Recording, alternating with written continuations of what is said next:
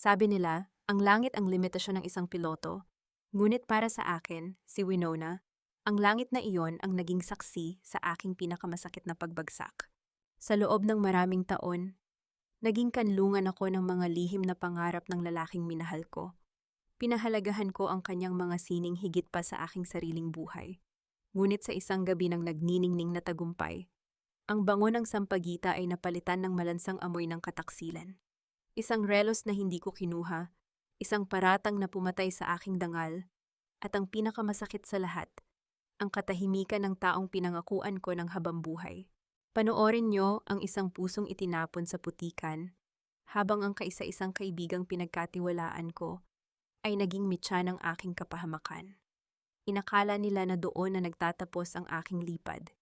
Hindi nila alam na sa gitna ng nakapapasong init ng disyerto ng Dubai, ang winonang biktima ay pumanaw na upang isilang ang isang babaeng hindi na kailanman luluhod para sa isang pag-ibig na hennat.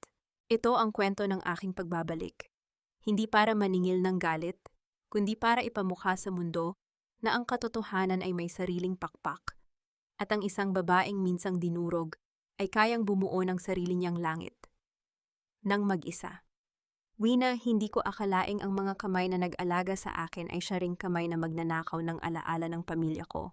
Ang malamig na boses ni Doña Carmina ay tila isang matalim na balisong na dahan-dahang bumaon sa dibdib ni Winona. Sa gitna ng nagniningning na ballroom ng Clark Aviation Club, kung saan ang amoy ng mamahaling pabango ay humahalo sa masangsang na amoy ng jet fuel mula sa malayo, nanigas ang buong pagkatao ni Wina. Ang hawak niyang tray ng mga pampalamig ay nagsimulang manginig. Lumilikha ng bahagyang pag-uga ng mga basong kristal na tila sumasabay sa mabilis at kabadong tibok ng kanyang puso. Hindi siya makahinga. Tila may isang malakas na kamay na sumasakal sa kanyang lalamunan. Pinipigilan ang anumang salitang nais niyang isigaw upang ipagtanggol ang kanyang sarili. Ang pagkapahiya ay tila isang mainit na likidong unti-unting bumabalot sa kanyang mukha habang ang lahat ng mata ng mga panauhin, mga matatayog na opisyal ng Clark at mga prominenteng pamilya sa Pampanga ay nakatuon sa kanya. Wina, why? Akala ko ba matinukang bata? Pinagkatiwalaan kita hindi lang bilang waitress, kundi bilang taong malapit sa anak ko, patuloy ni Doña Carmina. Ang boses ay puno ng huwad na pighati, ngunit ang mga mata ay nanunuot sa katusuhan. Dahan-dahang ibinaba ng ginang ang isang bakanteng kahon ng relos sa ibabaw ng lamesa. Ang relos na iyon, isang Patek Philippe na pamanang yaman ng mga Villarreal, ay ang simbolo ng karangalan na di umano'y kinuha ni Wina. Ma'am, hindi ko po magagawa iyon. Hinding-hindi ko po kayo nanakawan. Nauutal na wika ni Wina. Ang kanyang paningin ay nagsisimulang lumabo dahil sa masaganang luha na pilit niyang pinipigil. Alam niyo po kung gaano ko kayo nirerespeto, kung gaano ko kamahal ang pamilya niyo. Sa gitna ng kanyang desperasyon, lumingon si Wina sa lalaking nakatayo sa tabi ni Doña Carmina. Si Oye? Ang lalaking suot ang kanyang puting uniforme ng piloto. Ang lalaking sa loob ng maraming buwan ay sinabihan siya na siya ang kanyang safe flight. Nakita ni Wina ang bahagyang panginginig ng mga kamay ni Ogie. Alam ni Wina ang totoo. Alam niyang si Ogie ang kumuha ng relos upang ibenta ito para sa kanyang mga gamit sa pagpipinta. Ang lihim na hilig na pilit binubura ng kanyang ina. Ogie, bulong ni Wina. Ang kanyang boses ay tila isang naghihingalong hininga. Ogie, please tell them the truth. Sabihin mo sa kanila na hindi ko magagawa iyon. Alam mong hindi ako magnanakaw. Nagtagpo ang kanilang mga mata. Sa loob ng ilang segundo, umasa si Wina na ang pag-ibig na ipinangako ni Ogie sa ilalim ng mga bituin sa runway ay mas matimbang kaysa sa takot nito sa kanyang ina. Ngunit ang nakita niya sa mga mata ng kasintahan ay hindi katapangan, kundi isang malalim at madilim na karagatan ng kaduwagan. Dahan-dahang umiwas ng tingin si Ogie. Ibinaba niya ang kanyang ulo at nanatiling tikom ang mga bibig. Ang kanyang katahimikan ay tila isang lason na dahan-dahang pumatay sa bawat hibla ng pag-asa sa puso ni Wina. Bakit? Sigaw ng kanyang isipan. Saan ako nagkulang? Ganito na lang ba ang halaga ko sa'yo, Ogie? Isang pirasong papel na madaling itapon kapag nadumihan na. Silence means yes, Ogie. Malamig na wika ni Doña Carmina, sabay senyas sa mga gwardiya ng club. Ilabas ang babaeng ito at siguraduhin niyo na hindi na siya muling makakatapak sa Clark. We don't need trash like her in this prestigious society. Marahas na hinawakan ng dalawang lalaki ang mga braso ni Willa. Ang tray na hawak niya ay tuluyan ng bumagsak sa sahig. Ang tunog ng pagkabasag ng mga kristal ay tila ang tunog ng kanyang sariling buhay na nadudurog sa libu-libong piraso. Kinaladkad siya papalayo sa gitna ng mga bulong at mapanghusgang tingin ng mga tao. Ang bawat hakbang papalabas ng ballroom ay tila isang paglayo sa lahat ng kanyang mga pangarap. Nang marating nila ang labas ng gusali, walang pakundangan siyang itinulak ng mga gwardya sa gitna ng maputik na kalsada. Kasabay nito ang biglaang pagbuhos ng malakas na ulan, tila nakikisimpatya ang kalangitan sa tindi ng kanyang pighati. Naiwan si Wina na nakaluhod sa putik, basang-basa at nanginginig. Tumingala siya sa dambuhalang gate ng Clark Aviation Club na dahan-dahang nagsasara. Mula sa maliit na siwang, nakita niya ang silweta ni Oji na nakatayo sa loob ng maliwanag na lobby, yakap-yakap ni Doña Carmina, na tila isang batang kailangang protektahan. Ang pintuan ay tuluyang isinara, lumikha ng isang malagim na alingawngaw sa kanyang pandinig na tila huling hatol sa kanyang kapalaran. Sa gitna ng dilim at lamig, hinawakan ni Wina ang kanyang bulsa. Naroon pa rin ang munting panyo na may bordang pangalan ni Oje. Ang regalong ibibigay niya sana rito para sa graduation. Mahigpit niya itong kinuyom hanggang sa bumaon ang kanyang mga kuko sa kanyang palad. Ang sakit sa kanyang puso ay unti-unting napapalitan ng isang nagyayelong determinasyon. Hindi dito nagtatapos ang lahat, Oje. Bulong niya sa hangin, ang kanyang boses ay lunod na sa ingay ng ulan. Darating ang araw na ang panyong ito ang magpupunas sa mga luhang ibubuhos mo dahil sa iyong katahimikan. Ngunit sa gitna ng kanyang panunumpa, isang itim na sasakyan ang dahan-dahang huminto sa kanyang tapat. Bumukas ang bintana nito at isang pamilyar na mukha ang sumungaw, si Rafi, ang kanyang matalik na kaibigan. Ngunit sa halip na tulong ang makita niya sa mga mata nito, isang mapanuyang ngiti ang iginuhit ng mga labi ni Rafi habang hawak nito ang cellphone ni Wina na naglalaman ng mga ebidensya ng pagbebenta ni Oji ng relos. Hindi sapat ang pag-ibig para mabuhay sa mundong ito, Wina. Mas pipiliin ko ang pera kaysa sa katapatan sa isang talunang tulad mo. Ang boses ni Rafi ay hindi katulad ng boses ng kaibigang nagpatahan sa kanya noong mga gabing wala siyang pambili ng bigas. Ito ay isang boses na kasing lamig ng semento, tuyo at walang bahid ng pagsisisi. Nanatiling nakatayo si Winona sa gitna ng maputik na daan habang ang itim na sasakyan ay dahan-dahang umaandar papalayo, dala ang kanyang huling alas. Ang kanyang cellphone na naglalaman ng mga ebidensya ng pagbebenta ni Oji ng relos at ang mga painting na itinago nito sa loob ng maraming taon. Pagdating ni Wina sa kanilang barangay, ang bawat ilaw sa mga bintana ng kanyang mga kapitbahay ay tila mga matang nanunuot sa kanyang balat. Ang mga bulong-bulungan ay parang mga bubuyog na humuhuni sa kanyang paligid, nagdadala ng lasong unti-unting pumapatay sa kanyang dangal. Aya na ang waitress na magnanakaw, ang narinig niyang bulong ni Aling Nena mula sa tindahan, sapat na lakas upang masugatan ang kanyang pandinig. Akala mo kung sinong disente, yun pala ay kinagat ang kamay na nagpapakain sa kanya. Mahiya naman sana siya sa pamilya Villarreal.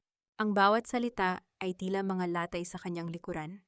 Hindi na niya magawang itaas ang kanyang ulo. Ang hiya ay naging isang mabigat na kumot na bumabalot sa kanyang buong pagkatao. Pumasok siya sa loob ng kanilang maliit na dampa, kung saan ang amoy ng luma at basang kahoy ay sumalubong sa kanya. Walang kuryente dahil ang huling pera niya ay ibinili niya ng paboritong pagkain ni Ojie para sa graduation celebration nito. Isang pagdiriwang na naging sarili niyang libing. Naupo si Wina sa malamig na sahig. Ramdam niya ang bawat butil ng luha na humahalo sa tubig ulan na tumutulo mula sa kanyang buhok. Sa isang madilim na sulok, nakita niya ang isang luma at lukot na papel. Kinuha niya ito ng may nanginginig na mga kamay. Ito ang sketch ng kanyang muka.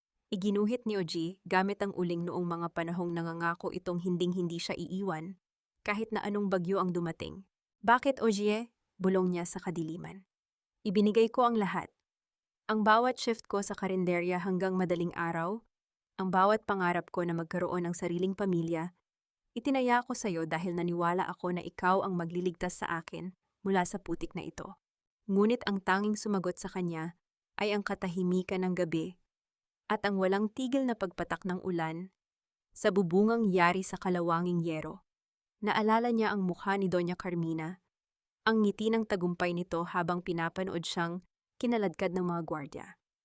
Napagtanto ni Wina na ang laso ng pamilya Villarreal ay hindi lang pumatay sa kanyang reputasyon, kundi pati na rin sa kaisa-isang taong itinuring niyang kapatid na si Rafi. Dahan-dahang tumayo si Wina. Ang kanyang mga mata na kanina ay punong-puno ng pighati ay nagsimulang mag-apoy sa isang bagong uri ng damdamin. Gamit ang kanyang nanginginig na mga daliri, hinawakan niya ang magkabilang dulo ng sketch ni Oji. Sa gitna ng katahimikan ng silid, isang marahas na tunog ng pagpunit ng papel ang umalingaw-ngaw.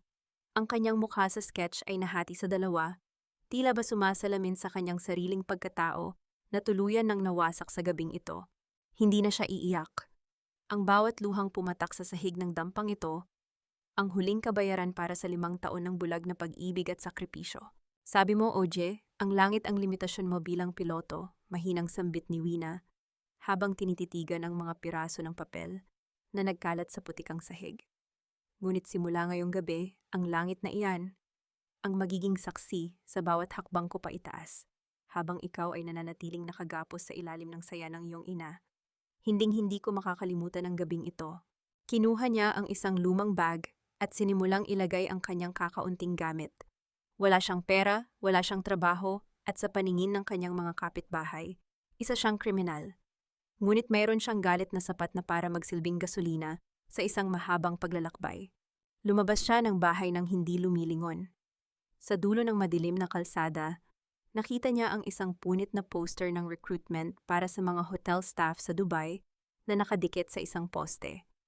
Ang aandap-andap na liwanag ng poste ng kuryente ay tila isang bituin na tumatawag sa kanya mula sa kabilang panig ng mundo. Habang naglalakad siya patungo sa sakayan ng bus, isang huling tingin ang ibinigay niya sa direksyon ng Clark Aviation Club. Ang mga ilaw sa runway ay aandap-andap sa malayo, tila mga pangarap na pilit siyang binibitiwan.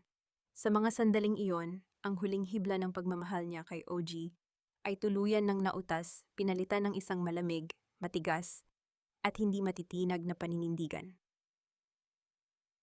Sa bawat ulap na nadadaanan ng eroplanong ito, iniiwan ko ang isang piraso ng aking puso sa lupang pilit akong tinapon. Ang mga salitang ito ay paulit-ulit na umuukit sa isipan ni Winona habang nakatitig siya sa labas ng maliit at bilog na bintana ng eroplano. Sa ibaba, ang mga ilaw ng Maynila ay dahan-dahang naglalaho, tila mga pangarap na isa-isang pinapatay ng tadhana. Ramdam niya ang bawat panginginig ng dambuhalang ibon na gawa sa bakal, isang panginginig na tumatagos hanggang sa kanyang mga buto. Wala siyang baon kundi isang lumang bag, isang pusong punong-puno ng sugat, at ang pasaporte na naging huling pag-asa niya upang takasan ang kahihiyang ipinataw sa kanya ng mga Villarreal. Nang lumapag siya sa Dubai, ang unang sumalubong sa kanya ay ang nakapapasong init ng hangin mula sa disyerto. Ang init na iyon ay hindi nagbibigay ng kalinga, tila ba sinusunog nito ang anumang natitirang kahinaan sa kanyang balat. Sa gitna ng nagniningning at matatayog na gusali ng syudad, naramdaman ni Wina kung gaano siya kaliit. Dito siya ay isa lamang numero, isang dayuhang naghahanap ng kapalaran sa ilalim ng araw na walang awa. Ang kanyang unang trabaho ay bilang isang janitress sa isang malaki at marangyang hotel. Ang mga kamay na dati ay humahawak ng mga masaselang brush ni OG habang ito ay nagpipinta, ay sanay na ngayon sa paghawak ng matatapang na chemical at magaspang na mop. Ang bango ng sampagita sa Pampanga ay napalitan ng masangsang na amoy ng floor wax at disinfectant. Bawat gabi, ang kanyang likuran ay tila mababali sa pagod at ang kanyang mga palad ay namumula at nagtutuklap. Sa loob ng masikip na dormitoryo na ibinabahagi niya sa 10 pang mga kababaihan, nakilala niya si Tiaglo, isang babaeng may mga matang tila nakita na ang lahat ng hirap sa mundo, ngunit nananatiling matatag ang tindig. Isang gabi, habang nakaupo si Wina sa gilid ng kanyang kama, tahimik na tumutulo ang kanyang mga luha habang tinititigan ang kanyang mga sugatang kamay. Dahan-dahang lumapit si Tiaglo, dala ang isang basong malamig na tubig. Inabot niya ito kay Wina, ang kanyang haplos ay may dalang init ng isang inang matagal nang nangungulila. Uminom ka, Mina. Sa Dubai, ang luha ay parang ulan, bihira lang dapat pumatak. Dahil masyadong mahal ang tubig dito, mahinang wika ni Tiaglo. Ang boses ay puno ng karanasan at pagmamalasakit. Huwag mong sayangin ang alat ng iyong katawan sa mga taong hindi na nakakakita sa'yo. Inumin mo ang bawat sakit Lunukin mo ang bawat pait hanggang sa maging kasing tigas ka ng mga bato sa disyerto. Sa bawat lagok ng tubig, naramdaman niya ang dahan-dahang pagtigas ng kanyang kalooban. Simula sa gabing iyon, hindi na siya si Wina na waitress na madaling apak-apakan. Mula sa mga abo ng kanyang nakaraan, isisilang ang isang babaeng marunong lumaban. Isang hapon, habang naglilinis siya ng lobby, aksidente niyang narinig ang usapan ng dalawang Pilipinang turista na nagbabasa ng isang entertainment magazine mula sa Pilipinas.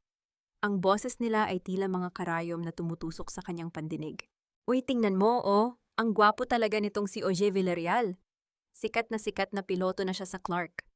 Wika ng isa, sabay pakita sa larawan ng lalaking nasa cover. Oo nga, at balita ko ikakasal na siya sa anak ng may-ari ng isang malaking airline kumpanya. Bagay na bagay sila, parehong galing sa alta sosyedad, sagot naman ng isa pa. Napatigil si Wina sa kanyang ginagawa. Tinitigan niya ang magazine mula sa malayo. Nakita niya ang pamilyar na ngiti ni Oje, ang ngiting minsang nangako sa kanya ng langit, ngunit ngayon ay lumilipad na sa mundong wala siyang kinalaman. Ang sakit na naramdaman niya ay hindi na ang sakit ng isang sugatang kasintahan, kundi ang pait ng isang biktima na nakitang ang kriminal ay malayang nagpapakasasa sa kaligayahan. Binitawan ni Wina ang kanyang mop. Hindi siya umiyak. Sa halip, dahan-dahan niyang inalis ang kanyang name tag na may nakasulat na Winona. Kinuha niya ang isang permanent marker mula sa kanyang bulsa at binura ang huling 4 na letra. Mina, bulong niya sa kanyang sarili. Si Wina ay nanatili na sa putikan ng Clark. Ngunit si Mina ay magsisimulang umakyat. Ang desyertong ito ang magiging saksi sa kanyang pagbabago. Hindi na siya maglilinis ng dumi ng ibang tao habang buhay. Darating ang araw, siya naman ang magdidisenyo ng mundo na titingalain ng lahat, kabilang na ang lalaking pilit siyang kinalimutan, Pat. Ang dating babaeng naglilinis ng mga basag na baso ay siya na ngayong nagdidisenyo ng mga gabing hindi malilimutan. 5 taon. Sa loob ng 5 taon na iyon, ang lupit ng sikat ng araw sa Dubai ay hindi lamang nagpaitim sa balat ni Winona, kundi nagpatigas din sa kanyang kalooban na tila isang diamanteng hinubog ng matinding presyon sa ilalim ng lupa. Wala na ang malamlam na tingin ng waitress mula sa Clark. Ang bawat luhang pumatak sa sahig ng dormitoryo noon ay naging mitya ng isang nagbabagang determinasyon.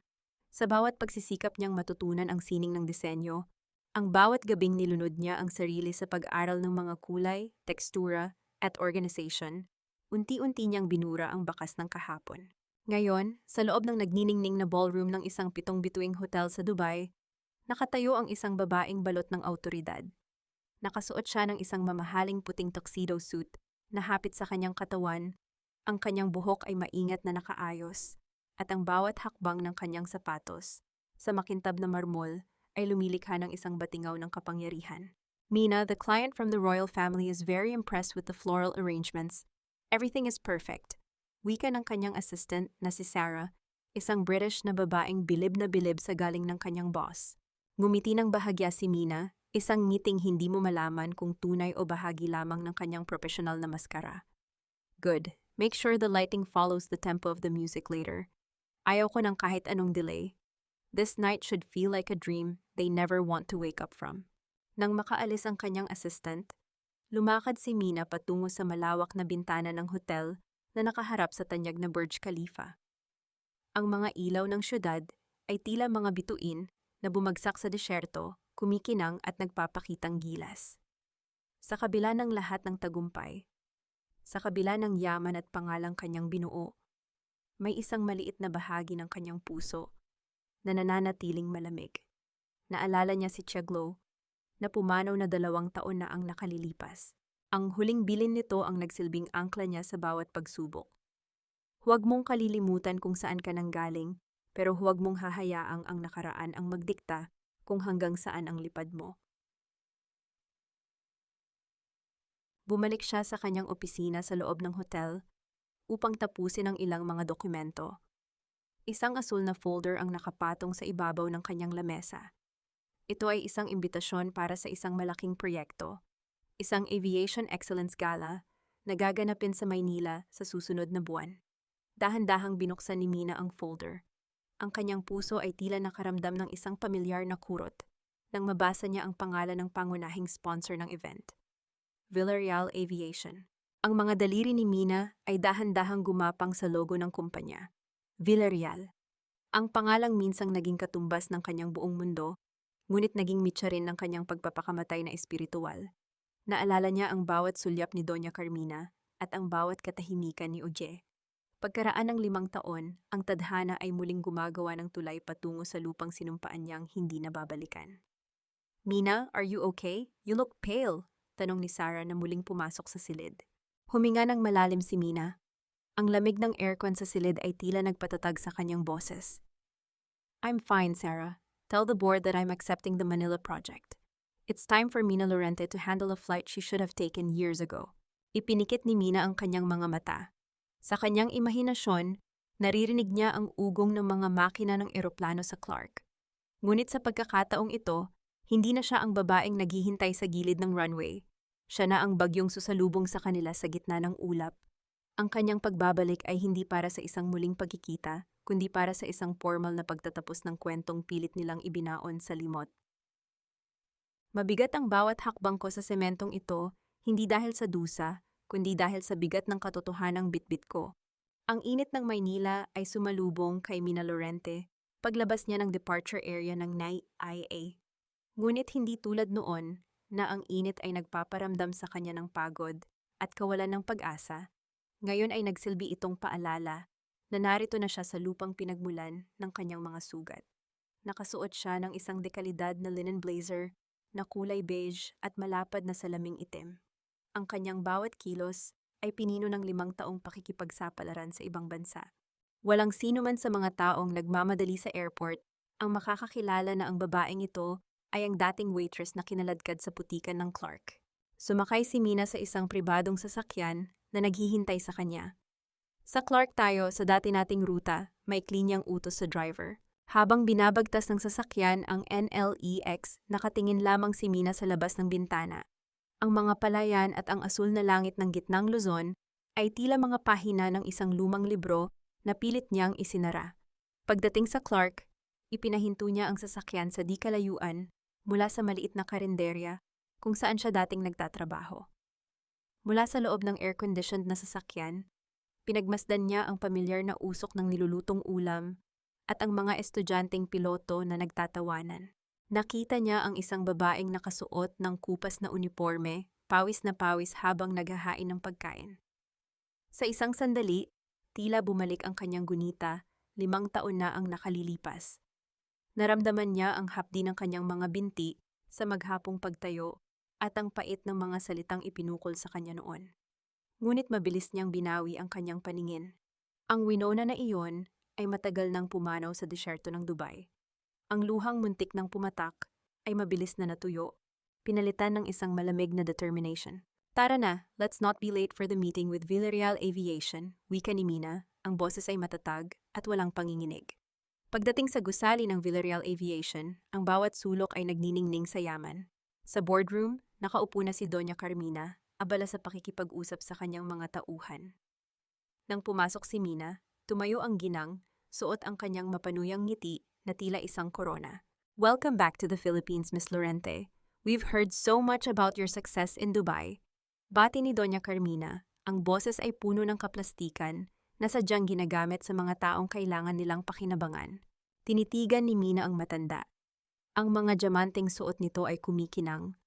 Ngunit para kay Mina, ang mga ito ay tila mga piraso ng bubog na pilit na sumusugat sa kanyang alaala. Nakakatawa na ang babaeng tumawag sa kanya na basura noon ay siya ngayong yumuyukod sa harap niya dahil sa kanyang posisyon. "Thank you, Doña Carmina. Villarreal Aviation is a big name, but I believe my team can elevate your gala to a global standard," tugon ni Mina sa wikang Taglish, na may halong autoridad na hindi matatanggihan. Eksaktong sa sandaling iyon, ang mabigat na pintuan ng boardroom ay muling bumukas. Ang tunog ng pagpihit ng hamba ay tila naging hudyat ng paghinto ng oras para kay Mina. Pumasok ang isang lalaki na suot ang uniforme ng isang senior captain. Ang kanyang mga balikat ay mas malapad na, ang kanyang mukha ay mas seryoso, ngunit ang kanyang mga mata ay nananatiling may bakas ng pamilyar na kahinaan. Nagtagpo ang kanilang mga paningin, si OG. Naramdaman ni Mina ang biglaang paglamig ng kanyang mga kamay sa ilalim ng lamesa. Ang bawat tibok ng kanyang puso ay tila isang malakas na tambol, na tanging siya lang ang nakakarinig. Ang kumpiyansang binuo niya sa loob ng 5 taon ay tila nanganib na gumuho sa isang sulyap lamang. Si Oje ay napatigil sa may pintuan. Ang kanyang mga mata ay nanlaki sa gulat, tila nakakita ng isang multong hindi niya inaasahang magbabalik mula sa kabilang buhay. "Mina, I want you to meet my son, Captain Oje Villarreal," pakilala ni Doña Carmina. Hindi napapansin ang tensyon na tila kuryenteng gumuguhit sa pagitan ng dalawa. "Oje, this is Miss Mina Lorente, our creative director for the event." Dahan-dahang lumapit si Oje. Ang kanyang bawat hakbang sa carpeted na sahig ay tila binibilang ang bawat segundong nawala sa kanila. Inabot ni Oje ang kanyang kamay, ang kanyang boses ay paos at tila may nakabara sa lalamunan. "Nice to meet you, Miss Lorente." Anya, ang kanyang paningin ay pilit na inaaninag ang bawat linya sa mukha ni Mina, naghahanap ng katotohanan sa likod ng makapal na balatkayo ng tagumpay. Ngumiti si Mina, isang nangiting kasing lamig ng yelo. Inabot niya ang kamay ni Oje, isang dampi na tila muling nagsindi ng apoy ng nakaraan sa kanyang balat. Ngunit mabilis niya itong binawi. "The pleasure is mine, Captain," malamig niyang tugon. "I hope you're ready for the takeoff of this project. Ayaw ko ng kahit anong turbulence."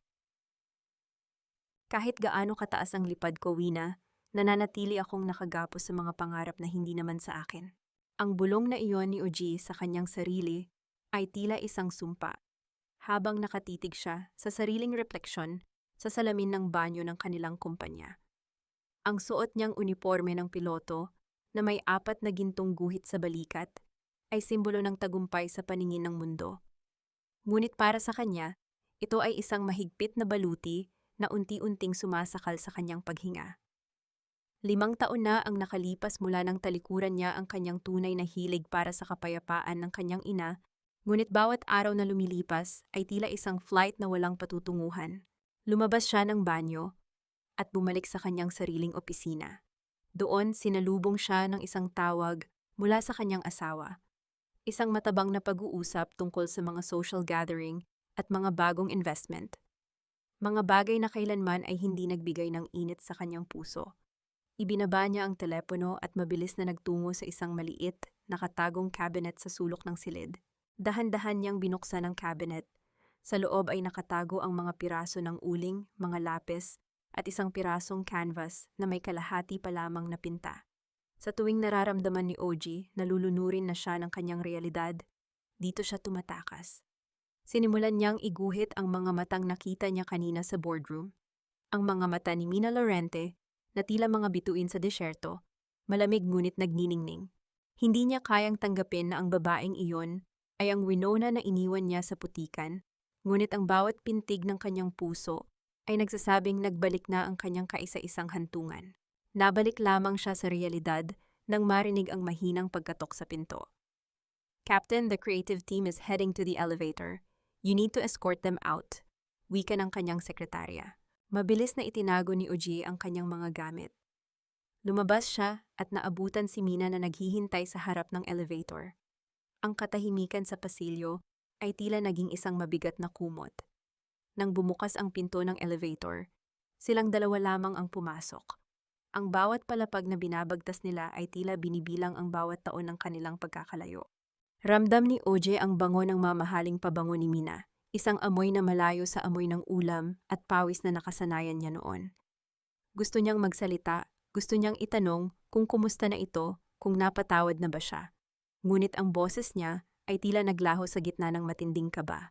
"Clark has changed so much, hasn't it, Captain?" Basag ni Mina sa katahimikan.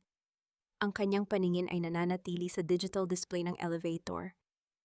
"But some things, like the fake smiles in high society, they never really change," nilingon ni Oje ang dalaga. "Mina, or should I call you Wina?" Ang mahina niyang tanong, ang boses ay puno ng pagsusumamo. Hindi lumingon si Mina. "Wina is a ghost, Captain. Ghosts don't fly planes, and they certainly don't design world-class events. You're talking to a stranger." Eksaktong sa sandaling iyon, ang elevator ay huminto at bumukas ang pinto sa lobby. Bago pa man makahakbang palabas si Mina, aksidente niyang natingnan ang mga kamay ni Oji na nakahawak sa handle ng elevator. Napatigil ang dalaga. Nakita ni Mina ang mga dulo ng daliri ni Oji. Sa kabila ng kanyang malinis na uniforme, ang kanyang mga kuko ay may bakas ng itim na uling at mantsa ng asul na pintura. Isang munting detalyeng hindi kailanman mapapansin ng isang estranghero, ngunit para kay Mina, tila sumaksak sa kanyang puso. Sa kabila ng lahat ng yaman, sa kabila ng pagiging piloto, si OJ ay nananatiling bilanggo ng sining na hindi niya mapakawalan. Ang lalaking ito ay hindi masaya. Bumawi ng tingin si Mina at mabilis na naglakad palabas. "Clean your hands, Captain Villarreal," malamig niyang pahayag habang hindi lumilingon. "Paint stains don't look good on a pilot's uniform.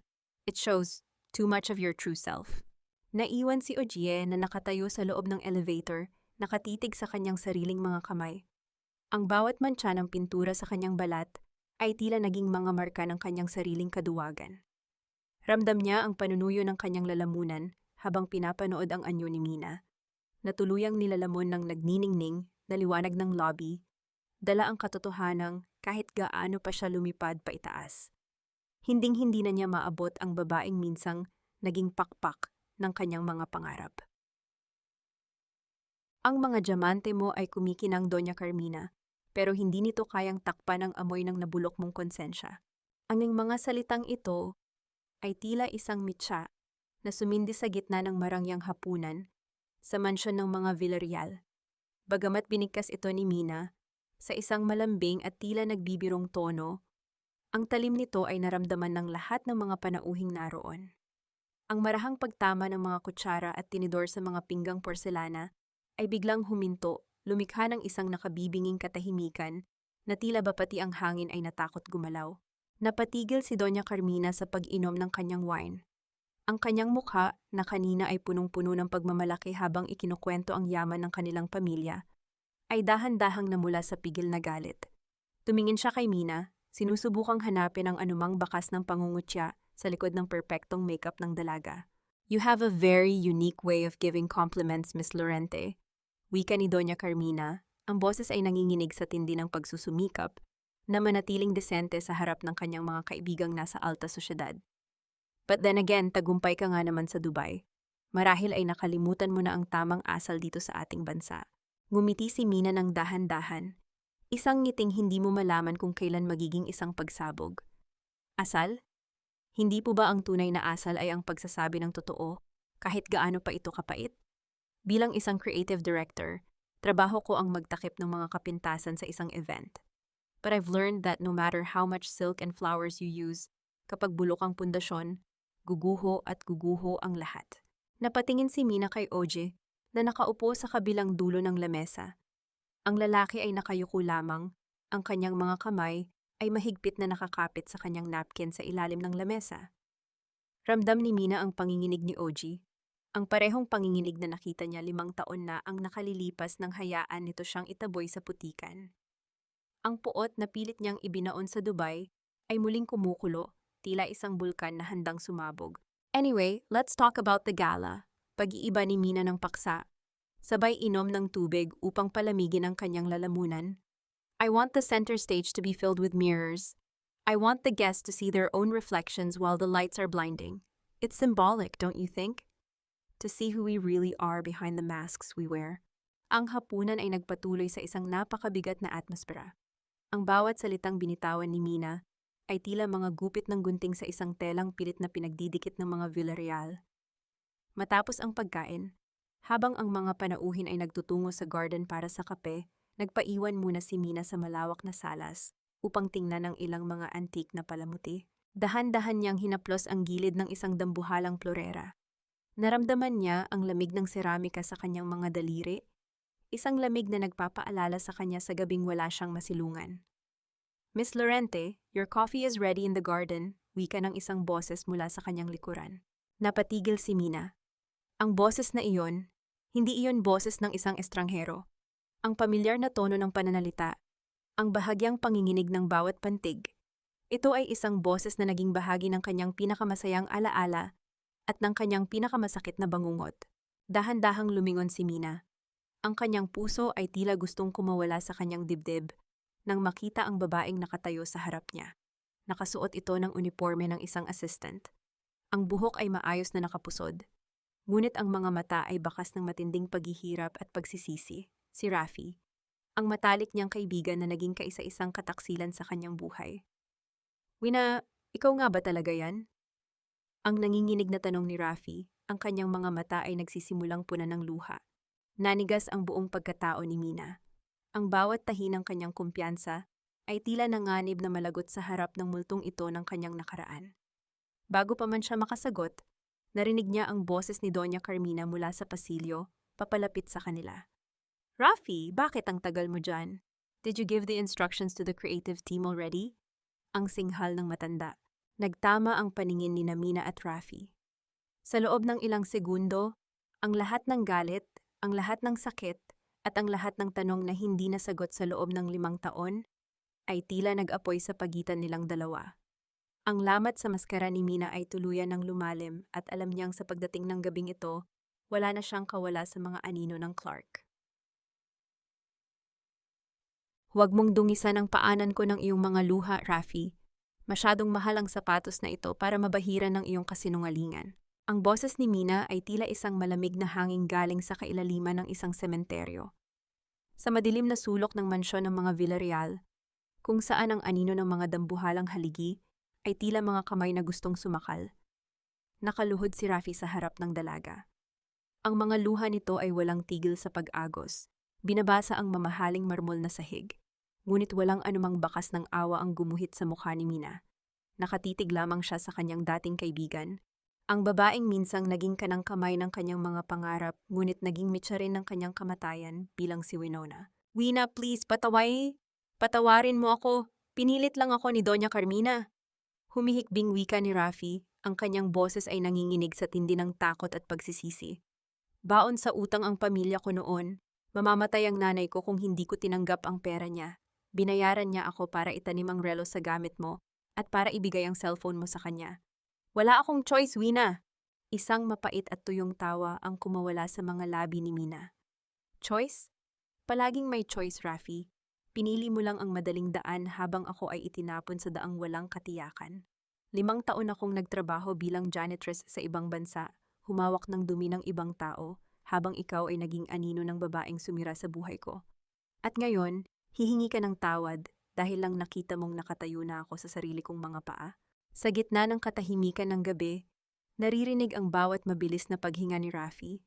Ramdam ni Mina ang hapdi ng injustice engine sa kanyang dibdib. Ang bawat salita ni Rafi ay tila muling nagbubukas sa mga sugat na pilit niyang pinahilom sa disyerto ng Dubai.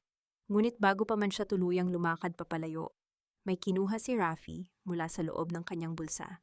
Isa itong maliit at lumang digital voice recorder. Nanginginig ang mga kamay ni Rafi habang iniaabot ito kay Mina. Hindi ko ito itinapon noon. Itinago ko ito bilang insurance ko kung sakaling itapon din ako ni Doña Carmina. Narito ang lahat, Wina, ang pag-uusap namin noong gabi ng party.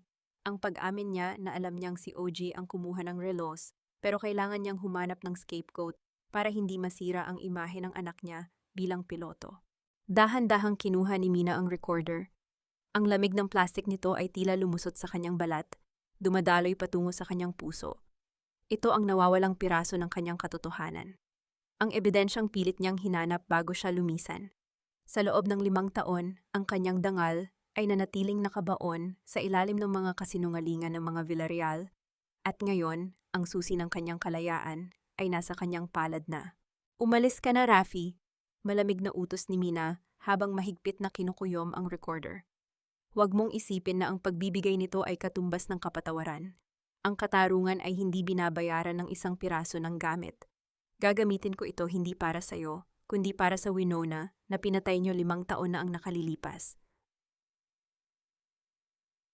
Tumalikod si Mina at naglakad patungo sa liwanag ng garden, kung saan ang tawanan ng mga panauhin ay tila isang malupit na biro. Ang bawat hakbang ng kanyang sapatos ay lumilikha ng isang matatag at ritmikong tunog sa semento, tila isang orasan na binibilang ang nalalapit na pagbagsak ng pamilya Villarreal. Sa malayo, nakita ni Mina si Doña Carmina na masayang nakikipag-usap sa mga investor. Hawak ang isang baso ng champagne na tila ba wala siyang kasalanan sa mundo. Sa tabi nito ay si Oye, na nananatiling tahimik at malayo ang tingin. Ang bawat kislap ng mga diamante sa leeg ni Carmina ay tila nagpapaalala kay Mina na ang bawat yaman ng pamilyang ito ay itinayo sa ibabaw ng kanyang mga luha. Ipinasok ni Mina ang recorder sa loob ng kanyang itim na clutch bag. Ang kanyang plano para sa Aviation Excellence Gala ay nagbago na sa mga sandaling ito. Hindi na lamang ito isang aviation show. Ito na ang magiging entablado ng kanyang huling pag-atake. Ang sining ni Ojie, ang kasalanan ni Carmina, at ang kanyang tagumpay ay magsasama-sama sa isang gabi na kailanman ay hindi nila malilimutan. Ngunit bago siya makalabas ng mansyon, isang kamay ang humawak sa kanyang siko. Isang pamilyar na init na nagpabilis sa tibok ng kanyang puso. Mina, kailangan nating mag-usap. Hindi ako makatulog simula nung makita kita. Ang pagsusumamo ni Oji. Ang boses ay puno ng pait at kalituhan. Tumingin si Mina sa mga mata ng lalaki. Nakita niya ang mist of distrust na unti-unti nang napapalitan ng isang nakakapasong pagnanasa at pagsisisi. Ngunit ang pusong dating punong-puno ng pag-ibig ay isa na ngayong matigas na pader ng yelo. Isang gabi na lang ang kailangan mong hintayin, Captain. Bulong ni Mina, ang kanyang hininga ay dumampi sa tainga ni Oji. Bukas, sa gitna ng iyong grand flight, ibibigay ko sa iyo ang lahat ng sagot na hindi ko nasabi noon. Maghanda ka dahil baka hindi mo kayanin ang taas ng ating liliparan. Patawad, Wina. Hindi ko kayang bayaran ang bawat gabi na umiyak ka dahil sa aking katahimikan.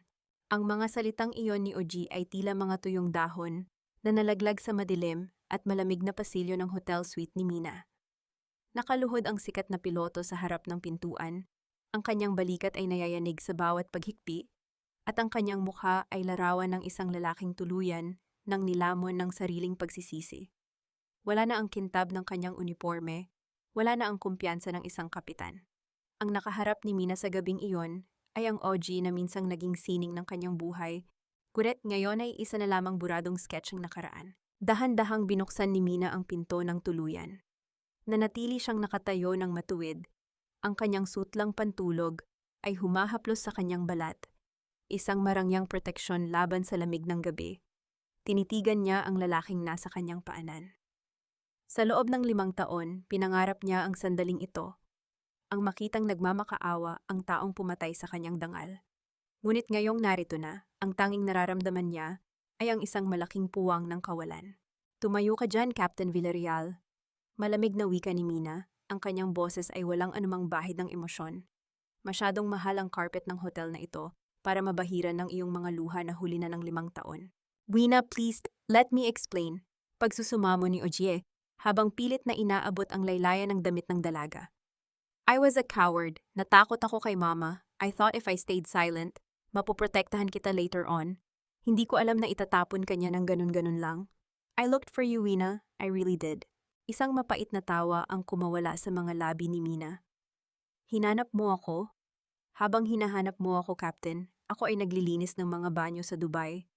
Habang ikaw ay kumukuha ng mga flight hours, ako ay nagbibilang ng bawat dirham para lang may maipadala sa pamilya ko sa Pampanga na itinuring akong kriminal dahil sa'yo. Ang katahimikan mo noon ay hindi protection, OG. Yun ay ang huling pako sa kabaong pag-ibig ko sa'yo. Pumasok si Mina sa loob ng kanyang suite at kinuha ang isang elegante at itim na envelope mula sa kanyang mesa. Ito ang imbitasyon para sa exhibition sa susunod na gabi. Lumapit siya muli sa pintuan at inihagis ang envelope sa harap ni OG. Kung gusto mo talagang bumawi, pumunta ka bukas, maring sabi ni Mina. Huwag kang magsuot ng uniforme. Magsuot ka ng katotohanan. Dahil bukas, ang bawat painting na itinago mo, ang bawat kasinungalingan ng ina mo, at ang bawat luhang ibinuhos ko ay magsasama-sama sa isang huling flight na hindi mo malilimutan. Napatitig si OG sa itim na envelope. Ang kanyang mga kamay ay nanginginig habang hinahawakan ito. Ramdam niya ang sacrifice dilemma engine sa kanyang dibdib. Ang takot na baka sa pagsipot niya sa gala ni Mina ay tuluyan ng gumuho ang kanyang mundo sa Villarreal Aviation. Ngunit ang mas matinding kauhat na mabawi ang kaisa-isang babaeng nagparamdam sa kanya na siya ay isang tao at hindi lamang isang piloto. Pupunta ako, Wina, kahit anong mangyari, bulong ni Oje. Ang kanyang boses ay puno ng determinasyon sa gitna ng desperasyon. Mina, pagtatama ng dalaga bago dahan-dahang isinara ang pinto. Ang tunog ng pag-lock ng pinto ay tila isang huling hatol na umalingaw-ngaw sa buong pasilyo. Naiwan si Oji na mag-isa sa dilim, yakap ang envelope na tila ba ito ang kanyang huling parachute. Sa loob ng suite, sumandal si Mina sa pinto. Ipinikit niya ang kanyang mga mata at naramdaman ang mabilis na tibok ng kanyang puso. Naramdaman niya ang init ng isang patak ng luha sa kanyang pisngi, ngunit mabilis niya itong pinunasan. Hindi ito luha ng pighati, kundi luha ng isang mandirigmang handa na sa kanyang huling laban. Ang bawat detalye para sa bukas ay maayos na. Ang mga projector, ang audio recording ni Rafi, at ang mga painting ni Oji na matagal niyang tinipon sa black market. Ang langit ng Maynila ay tila tahimik sa labas. Walang mga bituing nagniningning. Tila ba nagbibigay daan sa isang bagyong malapit nang sumabog sa gitna ng kalsada ng Clark. Ginoy? Hindi ito isang aviation show. Ito ang libing ng inyong mga kasinungalingan.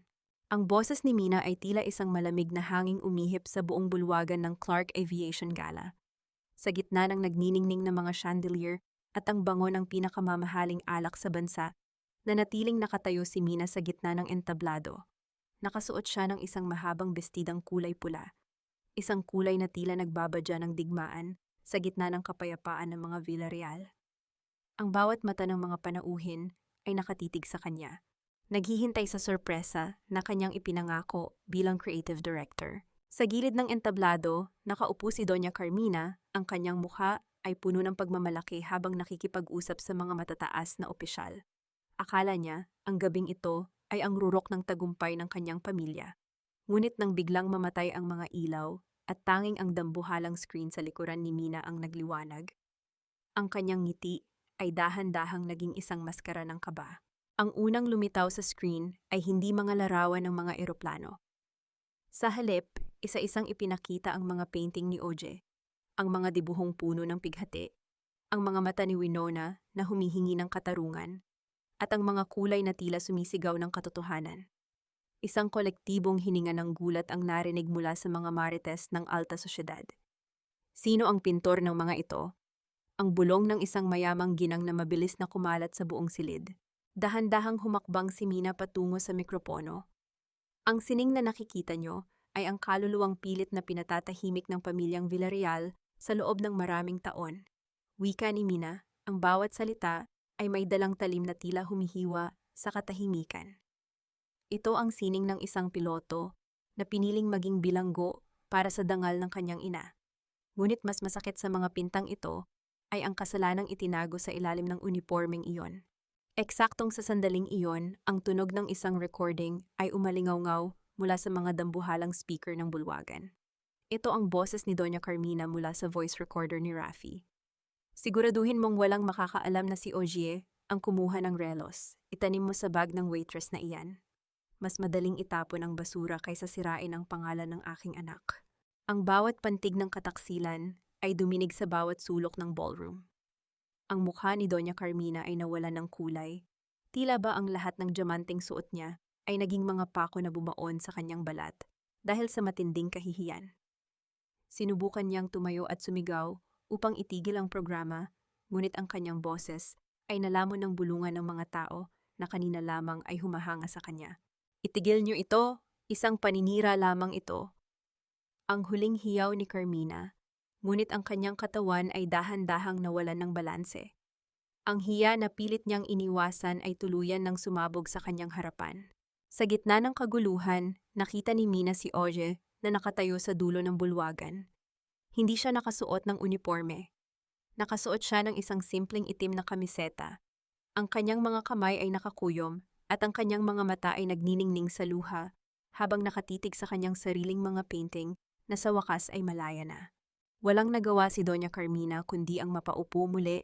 Ang kanyang mga kamay ay nanginginig habang pilit na tinatakpan ang kanyang mukha mula sa mga kamera ng media na kanina pa kumukuha ng bawat segundo ng kanyang pagbagsak. Ang imperyong itinayo niya sa ibabaw ng mga kasinungalingan ay gumuho sa harap ng sining ng katotohanan. Lumakad si Mina pababa ng entablado, nilagpasan ang naghihingalong dignidad ni Carmina nang hindi man lang ito tinatapon ng sulyap. Ang kanyang misyon ay tapos na, ngunit nang makalapit siya sa pinto, naramdaman niya ang isang mahigpit na hawak sa kanyang kamay. Ang init ng palad ni Ogie ay muling nagparamdam, isang pagsusumamo na tila naghahanap ng huling pagkakataon sa gitna ng abo ng kanilang nakaraan. Mahal kita, Wina, mag-umpisa tayo ulit. Ang mga salitang ito ay dumating na parang isang hangin na pilit umiihip sa isang apoy na matagal nang namatay. Sa labas ng bulwagan, kung saan ang ingay ng iskandalo ay dahan-dahang napapalitan ng malamig na katahimikan ng gabi sa Clark, nakatayo sina Wina at OJ sa isang malawak na balkonahe. Tanaw nila ang mga nagniningning na ilaw sa runway, ang mga ilaw na minsang naging saksi sa kanilang mga lihim na pangarap. 5 taon na ang nakalilipas. Ang mga salitang ito sana ang naging parachute ni Wina mula sa kanyang pagbagsak. Ngunit ngayon, ito ay tila isang mabigat na bagaheng hindi na niya kayang pasanin. Humarap si Wina sa lalaking minsang naging sentro ng kanyang mundo. Nakita niya ang bawat butil ng pagsisisi sa mukha ni OJ. Ang kanyang mga matang dati ay puno ng takot, ay ngayon ay puno ng desperadong pagnanasa na ibalik ang kahapon. 5 years, OJ. 5 taon bago mo nahanap ang boses mo, mahinang wika ni Wina. Ang boses ay kasing lamig ng hamog na dumadapo sa rehas ng balkonahe. Alam mo ba kung gaano karaming gabi ang ginugol ko sa pagtatanong kung bakit hindi mo ako nagawang ipagtanggol? I gave you my everything, OG. I protected your art, your secrets, even your reputation. But you let your mother throw me away like a used rag. I know, Wina. I know I was a coward. Hiyaw ni OJ, ang kanyang boses ay basag at puno ng pighati, habang dahan-dahan siyang lumalapit. I'm leaving everything now. My position, the airline, pati ang kasal ko na wala naman talagang pag-ibig. Magpipinta ako, Wina. I will finally be the man you wanted me to be. Just give me one more chance. Tayo na lang uli. Naramdaman ni Wina ang isang pamilyar na kirot sa kanyang dibdib. Sa loob ng isang saglit, ang Winona na dating waitress ay tila gustong sumugod at yumakap sa kanyang piloto. Ngunit nang maramdaman niya ang tekstura ng kanyang mamahaling bestida at ang bigat ng kanyang sariling tagumpay, mabilis na naglaho ang kahinaang iyon. Ang babaeng nasa harap ni OJ ngayon ay hindi na ang Winonang marupok.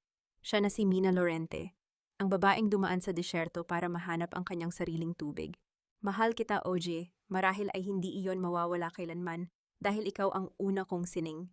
Pag-amin ni Wina, isang luhang hindi na mapigilan ang dahan-dahang gumulong sa kanyang pisngi. Pero ang pag-ibig ay hindi sapat para itahi ang tiwalang pinunit mo. You learned how to fly, Captain, but you never learned how to land for the person who waited for you in the middle of the storm. Dahan-dahang binawi ni Wina ang kanyang kamay nang subukan itong hawakan ni OJ. Ang bawat paglayo ng kanyang balat sa balat ng lalaki ay tila pagputol sa huling hibla ng kanilang kwento. Hindi ko kailangan ng piloto para lumipad, OG. I found my own wings in Dubai. I built a life where I am the captain of my own fate, maring sabi ni Wina. Sana ay maging matagumpay ka sa bagong buhay mo. Magpinta ka hanggang sa mawala ang lahat ng kulay ng pighati sa puso mo. Pero huwag mo na akong asahan na maging muse mo uli. Ang Winona na kilala mo ay lumipad na patungo sa lugar na hindi mo na maabot. Tumalikod si Wina at naglakad papalayo. Ang bawat tunog ng kanyang sapatos sa semento ay tila isang take-off na walang balak bumalik. Narinig niya ang mahinang knock ng pag-iyak ni OG sa kanyang likuran, isang tunog ng pagguho na minsang naging sarili niyang musika. Pumasok si Wina sa kanyang sasakyan at tiningnan ang digital clock sa dashboard. May 4 na oras pa bago ang kanyang flight pabalik sa Dubai. Inabot niya ang isang sobre sa kanyang tabi, isang flight ticket na tanging pangalan niya lamang ang nakasulat.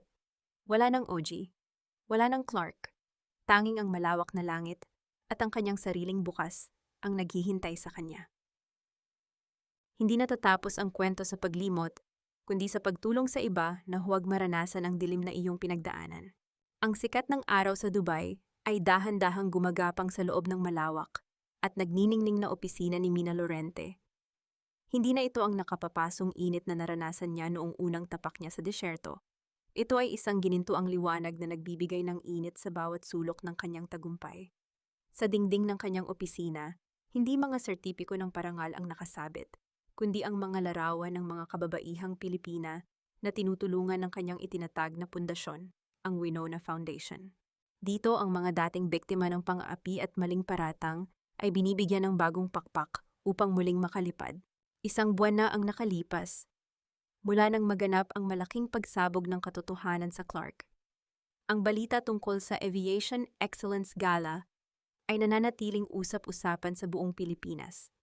Si Doña Carmina ay tuluyan nang tinalikuran ng alta sosyedad na pilit niyang pinaglilingkuran. Ang hiya na iniwasan niya sa loob ng maraming taon ay naging kaisa-isa niyang kasama sa loob ng kanilang malawak, ngunit malamig na mansyon. Wala nang diamante o yaman ang makakapaglinis sa mancha ng kanyang konsensya na nakita ng buong mundo. Si Ojia naman, ayon sa mga balita mula sa Manila, ay formal nang naghain ng annulment sa kanyang kasal at tuluyan nang bumaba sa kanyang posisyon bilang senior pilot. Nabalitaan ni Wina na nag-enroll ito sa isang maliit na art school sa Florence upang seryosohin ang sining na matagal nitong ikinubli. Ang kanyang paghingi ng tawad ay tinanggap ni Wina, hindi upang magbalik ang kahapon, kundi upang tuluyan ng mapalaya ang kanilang mga kaluluwa mula sa tanikala ng nakaraan. Nabalik ang diwa ni Mina nang may kumatok ng mahina sa kanyang pinto. Inabot sa kanya ng kanyang sekretarya ang isang maliit na postcard na galing sa Pilipinas. Walang nakasulat na mensahe, tanging isang painting lamang ng isang puting ibon na lumilipad ng malaya sa gitna ng malawak na asul na langit. Walang pirma, ngunit alam ni Mina kung kaninong hagod ng brush ang nakikita niya. Dahan-dahang hinaplos ni Mina ang painting. Naramdaman niya ang isang banayad na kapayapaan na dahan-dahang bumabalot sa kanyang puso.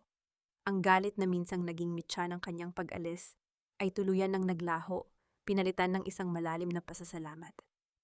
Natutunan niya na ang tunay na katarungan ay hindi laging nakikita sa pagbagsak ng kaaway, kundi sa pagtayo ng sarili ng mas matatag at mas malaya kaysa noon.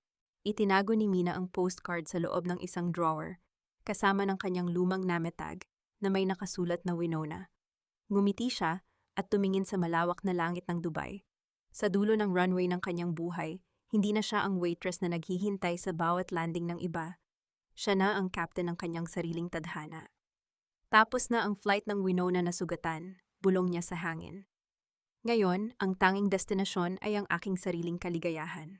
Tumayo si Mina at lumakad palabas ng kanyang opisina upang salubungin ang kanyang mga bagong trainees. Ang bawat hakbang niya ay puno ng kumpiyansa. Isang patunay na ang isang babaeng minsang dinurog ng mundo ay kayang bumuo ng sarili niyang langit. Basta't marunong siyang magpatawad sa sarili at yakapin ang bagong umaga ng walang takot.